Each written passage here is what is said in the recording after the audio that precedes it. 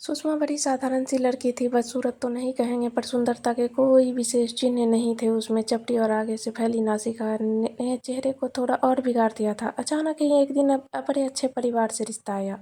सब हैरान थे, चटमंगनी और पट ब्याह हो गया। बारात और दूल्हे को देखकर सुषमा की सखियां, रिश्तेदार और मोहल्ला रश्क से बोल उठा, सब इतना अच्छा है तो क्या हुआ, लड़का तो बेरोजगार ही है ना। ससुराल पहुंचकर सुषमा भी वहां की रौनक देख कर बौरा गई। उसे अपने सौभाग्य पर विश्वास ही नहीं हो रहा था। पति भी उसके पीछे दीवाना हुआ, उसके चारों ओर लट्टू की तरह घूमता रहता। कभी बाजार घुमाता तो कभी सिनेमा दिखाता। सास नवेली बहू कहकर कुछ काम नहीं करने देती। देवर और जेठ भी लाड बरसाते। उसे लगता यह सब सपना तो नहीं है। हाँ, दो पुत्रियों की माता उसकी जेठानी जरूर थोड़ी उखड़ी उखड़ी रहती, पर वह रसोई और बेटियों में ही ज्यादा उलझी रहती। कभी उनकी दोनों प्यारी प्यारी बेटियां छोटी माँ कहती हुई उसके पास पहुंच जाती। ऐसे में एक दिन जेठानी भी उसके पीछे पीछे उसके कमरे में आ गई। कुछ अजीब सी दृष्टि से उसे देखती हुई बोल पड़ी, क्यों जी, दिन भर कमरे में जी नहीं घबराता? जानती हो, वह कुछ कहना चाह रही थी। अभी जेठानी की बात अधूरी थी, तभी उसकी सास कमरे में पहुंच गई। बड़ी नाराजगी से, बड़ी बेहू से कहने लगी, सुषमा को परेशान ना करो, नई बहू है, हाथों की मेहंदी भी नहीं छूटी है। घर के काम मैं इसे 1.25 महीने तक नहीं करवाऊंगी। यह तुम्हारे जैसे बड़े घर की नहीं है, पर मुन्ना की पसंद है। सुषमा का दिल सास का बड़प्पन देख कर भर आया। नागपंचमी का दिन था। सुषमा पति के साथ मंदिर से लौटते समय गोलगप्पे खाने और सावन के रिमझिम फुहार में भीगने पति को भी खींच लाई। जब गाना गुनगुनाते अध भींगे कपड़ों में सुषमा ने घर में प्रवेश किया, तभी सास गरज उठी, यह क्या किया? पानी में भीगने से मुन्ना की तबीयत खराब हो जाती है। ये दवा का डब्बा उठा लाई, जल्दी जल्दी कुछ दवाइयाँ देने लगी। सुषमा हैरान थी, जरा सा भीगने से सासू माँ इतना नाराज क्यों हो गई? शाम होते ही उसके पति को तेज पेट दर्द और ज्वर हो गया। सास उससे बड़ी नाराज थी। पारिवारिक उम्रदराज डॉक्टर आए। वह डॉक्टर साहब के लिए चाय लेकर कमरे के द्वार पर पहुंची। अंदर हो रही बातें सुनकर सन्न रह गई। डॉक्टर सास से धीमी आवाज में कह रहे थे, लास्ट स्टेज में यह बदपरहेजी ठीक नहीं है। आपको मैंने इसकी शादी करने से भी रोका था। सुषमा की आंखों के सामने अंधेरा छाने लगा, जैसे चक्कर खाकर गिर जाएगी। तभी न जाने कहां से आकर जेठानी ने उसे सहारा दिया, उसे बगल के कमरे में खींच कर ले गई। उन्होंने फुसफुसाते हुए बताया कि उसके पति को कैंसर है। इस बात को छुपाकर उसे विवाह करवाया गया, ताकि उसका पति मरने से पहले गृहस्थ सुख भोग ले। सास ने सिर्फ अपने बेटे के बारे में सोचा, पर उसका क्या होगा? पति से उसे वितृष्णा होने लगी। ऐसे सुख की क्या लालसा जिसमें सिर्फ दूसरे भोग्य समझा जाए। तभी सास उसे पुकारते हुए आई, सुषमा सुषमा, तुम्हें मुन्ना बुला रहा है, जल्दी चलो। वह भारी मन से कमरे के द्वार पर जा खड़ी हुई। बिस्तर पर उसका पति जल बिन मछली की तरह तड़प रहा था। पीड़ा से ओठ नीले पड़ गए थे। सुषमा ने कभी मौत को इतने करीब से नहीं देखा था। घबराहट से उसके कदम वहीं थम गए। तभी अचानक उसके पति का शरीर पीड़ा से ऐठ गया और आंखें की पुतलियां पलट गई। सास जलती नजरों से उसे देख कर बुदबुदा उठी, भाग्यहीन मनहूस, मेरे बेटे को खा गई।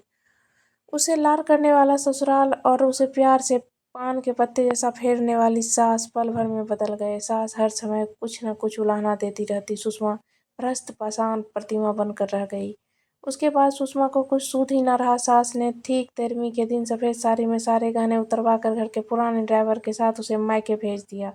सुषमा की माँ ने दरवाजा खोला। सुषमा पर वैद्य बोझ से सिर झुकाए खड़ी थी। वह सचमुच पत्थर बन गई थी। वह पूरा दिन किसी अनथोड़े कोने में बैठी रहती।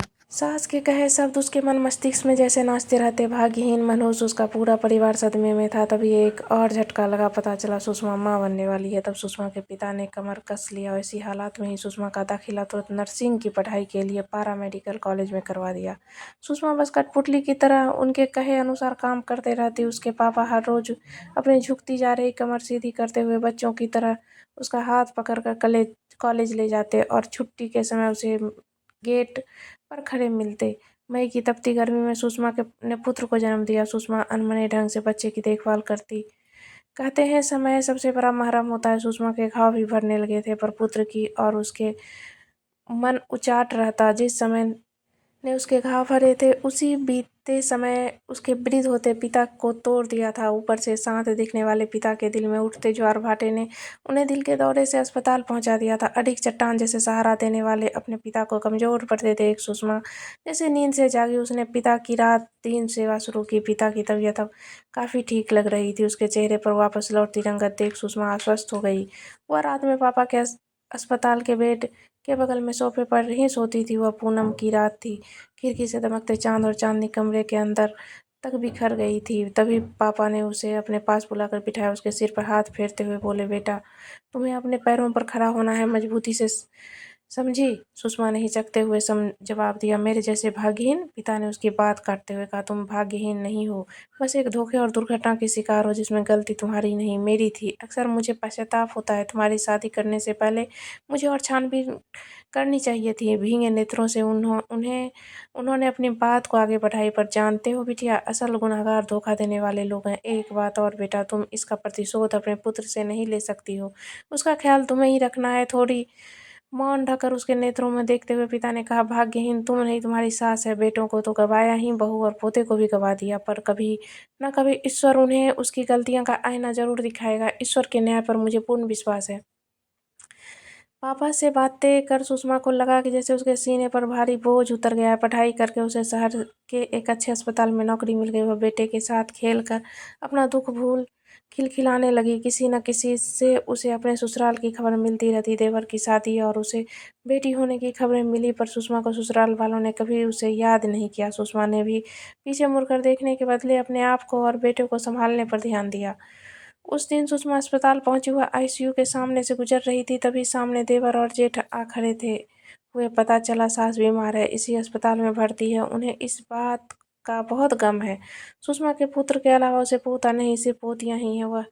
अब वह सुषमा और उसके बेटे को याद करते रहती है। एक बार पोते का मुंह देखना चाहती है। देवर ने कहा, भाभी बस एक बार मुन्ना भैया के बेटे को अम्मा के पास ले जाओ, सुना है बिल्कुल भैया जैसे हैं। तभी जेठ बोल पड़े, सुषमा, मैं तो कहता हूँ अब तुम हमारे साथ रहने आ जाओ, मैं कल सुबह ही तुम्हें लेने आ जाता हूँ। सुषमा बिन कुछ जवाब दिए अपनी ड्यूटी कक्ष में चली गई। वह उनकी बेशर्मी देखकर अवाक थी।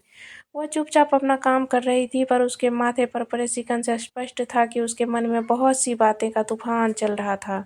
वह सोच रही थी, पहले तो उसे खिलौना समझकर मरणासन पुत्र की कामना पूरी करने के लिए धोखे से विवाह करवाया, बाद में दूध में पड़ी मक्खी की तरफ फेंक दिया। आज अपनी पौत्रियों को पौत्र से कम आंका जा रहा है क्योंकि वो लड़कियां हैं। अच्छा है, वह आज ऐसे ओछे परिवार का हिस्सा नहीं है। क्या उसके पुत्र को ऐसे लोगों के साथ रख कर उन जैसा बनने देना चाहिए? बिल्कुल नहीं। वह ऐसा नहीं होने देगी। मन ही मन उसने कुछ निर्णय लिया। घर जाने से पहले उसने छुट्टी की अर्जी दी। उसी रात को वह ट्रेन से बेटे को लेकर निकट के दूसरे शहर में चली गई। वहाँ के अच्छे बोर्डिंग स्कूल में बेटे का नाम लिखवा दिया। काफ़ी समय से बेटे का दाखिला इस स्कूल में करवाने का मन बना रही थी। वह 3-4 दिनों के बाद वापस घर लौटी। अगले दिन अस्पताल के सामने ही देवर मिल गया। उसे देखकर लपकता हुआ आया और बोल पड़ा, भाभी, अम्मा की तबीयत और बिगड़ गई है, आप कहाँ थी? सुषमा चुपचाप हेड मैट्रन के कमरे में अपनी ड्यूटी मालूम करने चली गई। उस दिन उसकी ड्यूटी उसके सास के कमरे में थी। वह कमरे में जाकर दवाइयाँ देने लगी। सास उसके बेटे के बारे में पूछने लगी। सुषमा ने शालीनता से कहा, ईश्वर ने आपके घर इतनी कन्याओं को इसलिए भेजा है ताकि आप उनका सम्मान करें।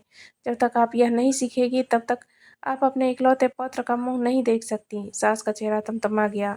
लाल और गुस्से भरी आंखों से उसे घूरते हुए बोली, भाग्यहीन, तुम धोखा कर रही हो। मेरे पौत्र को छुपा कर नहीं रख सकती। तुम्हारे जैसे मामूली लड़की की औकात नहीं थी मेरे घर की बहू बनने की। सुषमा ने उनकी बात बीच में काटते हुए कहा, भाग्यहीन मैं नहीं, आप हैं। सब पाकर भी खो दिया। आपने मुझे धोखा दिया, पर भगवान को धोखा दे पाई क्या? आपको क्या लगता है एक सामान्य और मामूली लड़की का दिल नहीं होता, उसे दुख तकलीफ की अनुभूति नहीं होती? एक बात और है, देखिए, आज आपको मेरे जैसी मामूली लड़की के सामने इतना अनुनय विनय करना पड़ रहा है। अगली सुबह सास के कमरे के आगे भीड़ देखकर तेज कदमों से वहां पहुंची। पता चला अभी अभी दिल का दौरा पड़ने से सास गुजर गई। पास खड़े अस्पताल के वार्ड बॉय को कहते सुना, दिल की मरीज थी। कितनी बार डॉक्टर साहब ने इन्हें शांत रहने के लिए सलाह दी थी, अभी भी ये अपनी बहुओं को बेटा न पैदा करने के लिए जोर जोर से कोस रही थी। उससे ही तेज दिल का दौरा पड़ा। सुषमा ने पापा को फोन कर सास के गुजरने की खबर दी। वो ऑफिस में माथे पर हाथ रखे बैठी सोच में डूबी थी। पौत्र से भेंट न करा कर उसने गलती कर दी क्या? तभी पीछे से पापा की आवाज आई, सुषमा, जिसके पास सब कुछ हो फिर भी खुश ना हो, यह उसकी नियति है, यह ईश्वर की मर्जी और न्याय है। हमारे समाज में जब नारी की चर्चा होती है या विवाह की बातें होती है, तब विषय अक्सर उसका रंग रूप होता है। बिरले ही कोई नारी की योग्यता और प्राथमिकता देता है। क्या नारी सिर्फ भोग्या रहेगी?